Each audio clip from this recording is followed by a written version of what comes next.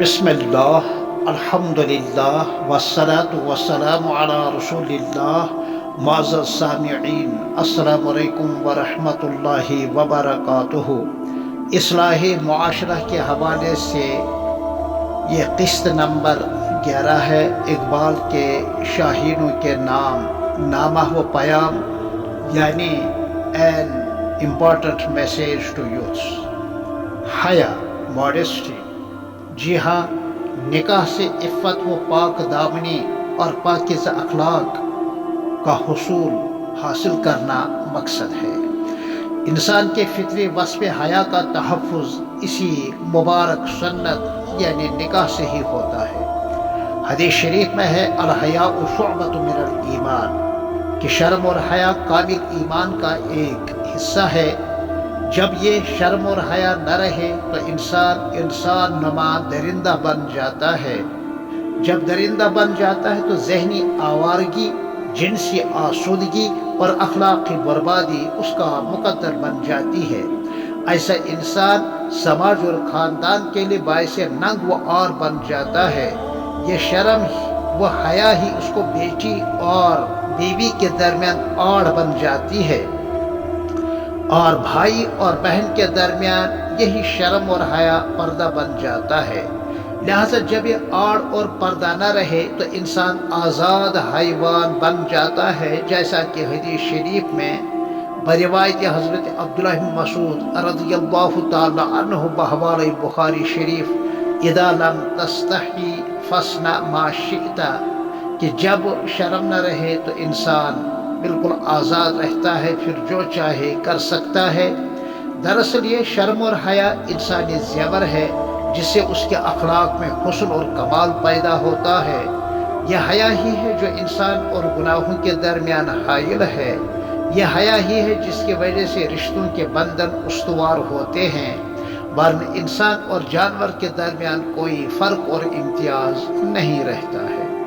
نماز کے حوالے سے ہماری غفلت شعاری تو بہت زیادہ ہے۔ غسل جنابت میں بلا وجہ اتنی تاخیر کرنا جس کی وجہ سے نماز قضا ہو، سخت گناہ اور حرام ہے۔ اس صورت میں یہ سزا مناسب ہے جو اس سے پہلی حدیث میں بتلائی گئی۔ یہ سستی مردوں اور عورتوں میں بہت زیادہ پائی جاتی ہے۔ جس طرح فی نفسی ہی نمازوں کا اہتمام فرض ہے، اسی طرح وقت کے اندر ان کی ادائیگی بھی فرض ہے۔ مرد پر جماعت کا اہتمام کرنا واجب ہے، اور عورت اس حکم سے مستثنا ہے، یعنی عورت کے لیے جماعت کا اہتمام لازم نہیں ہے۔ اس لیے عورتوں کے لیے نماز کی ادائیگی کے حوالے سے کافی وسعت اور گنجائش ہے۔ عام طور پر دیکھا جاتا ہے کہ فجر میں نمازیوں کی تعداد بہت کم ہوتی ہے۔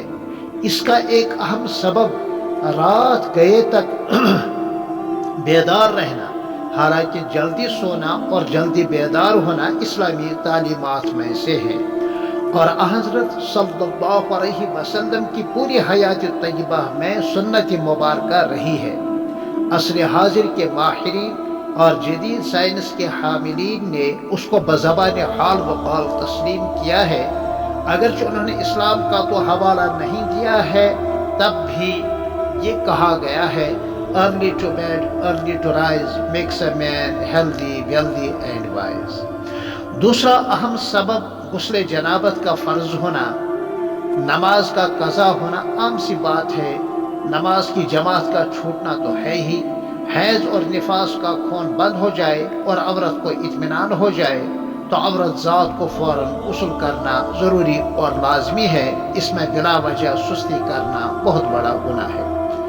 ہمارے یہاں معمولی حیلوں اور بہانوں سے پکے نمازی بھی ترک جماعت کیا بلکہ نماز تک بھی قضا کر دیتے ہیں، یہ کہہ کر، ذرا ان کی بات سنیے، ذرا مشغولیت تھی، مہمان آیا ہوا تھا، جی ذرا تھکاوٹ تھی، کہیں جانا تھا، دوستوں کے ساتھ محو گفتگو رہے، کسی کا انتظار تھا مگر وہ نہیں آیا۔ اور عورتیں یوں کہا کرتی ہیں، بڑے دنوں بعد پیاری سہیلی آئی ہوئی تھی۔ دکاندار یوں بول اٹھا، خریدار نے مجبور کیا، دوسروں کی حاجت روائی بھی تو اہم ہے۔ دل برداری اور حاجت برآری کو تو حج کے برابر کہا گیا ہے، یہ دکاندار کا شریفانہ واز ہے۔ لیکن حضرت اللہ جل مجدہ کہ یہاں یہ آزار قابل قبول نہیں ہے، بلکہ یہ تو لیم ایکسکیوزز ہیں، لنگڑے عذر۔ عورتوں میں غیبت، چغل خوری اور شوہروں کی ناشکری، ان کے سامنے ان کی زبان درازی اور اطاعت میں کوتاہی جیسے عیوب مردوں کے مقابلے میں زیادہ پائے جاتے ہیں۔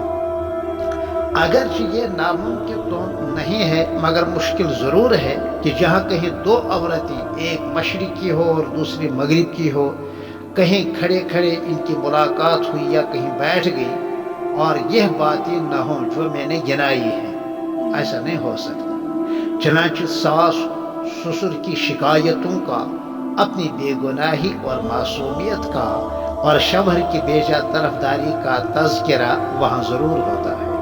یہی وجہ ہے کہ پیارے نبی صلی اللہ علیہ وسلم کو ایسی عورتوں کے جہنم میں بکثرت جلتے دکھلایا گیا ہے۔ ارشاد فرمایا تکثرن اللعن و تکفرن العشیر، یعنی لعنت کے الفاظ کو بکثرت زبان پر لانے اور اپنے شوہروں کی ناشکری کرنے کی وجہ سے مجھے یہ بتایا گیا ہے، بلکہ دکھلایا گیا ہے عورتوں کو جہنم میں جلنے کی اور جانے کی۔ پھر ملتے ہیں انشاءاللہ آپ سے قسط نمبر 12 میں، تب تک کے لیے السلام علیکم ورحمۃ اللہ وبرکاتہ۔